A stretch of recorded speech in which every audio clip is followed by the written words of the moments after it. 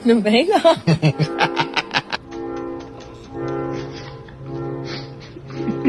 It's got beautiful red wings and it's got a nice beak. The eyes are really beautiful too.